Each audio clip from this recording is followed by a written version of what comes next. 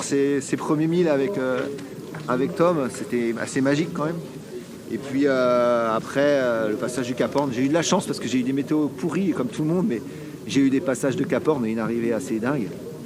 Et puis ces avaries, et puis notamment, je pense que le moment le plus fort, c'est quand je déchire ma grand voile après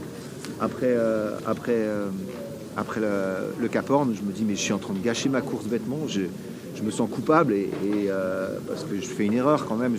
Il y a plein de choses qui se passent, mais je pense que je fais une bêtise. Je n'anticipe pas assez. Et puis l'équipe réfléchit, revient vers moi, elle me dit bah on propose une solution, tu peux ne pas t'arrêter, ça t'intéresse? Et je dis bah ouais, moi parce que je m'en veux tellement. Et un peu de boulot, mais ça va le faire. Et puis on dit en 3 heures, tu prépares bien en 3 heures c'est fait. J'ai passé 10 heures je crois, à bricoler et à régler cette grand voile et c'est incroyable. J'ai fait 15-20 jours avec une grand voile qui était déchirée en deux.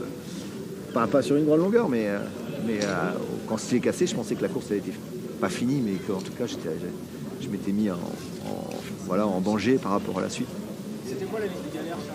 Pour la liaison, il y a eu de la série, il y a eu plein de choses. Après, il y a eu du classique. Il y a eu tous les systèmes d'enrouleurs qui ont cassé.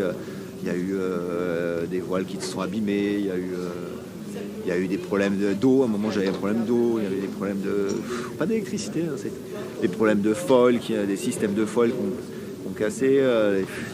Les safrans, j'ai perdu un plan porteur de safran au milieu de l'Indien, enfin du Pacifique. Voilà des petits détails. Mais j'ai eu la chance de passer à travers la grosse avarie sur laquelle on peut rien faire. Ça, faut le reconnaître.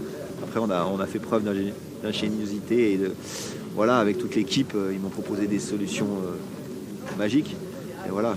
C'est vrai que quand je casse le bras, bêtement, hein, dans une vague, 4 jours après le départ, je me dis mais je peux pas continuer comme ça un tour du monde.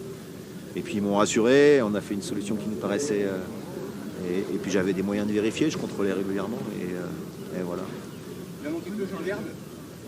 Il va manquer le Jules Verne, bah ouais, mais on va être nombreux à le tenter. Le Jules Verne, c'est autre chose, c'est un record.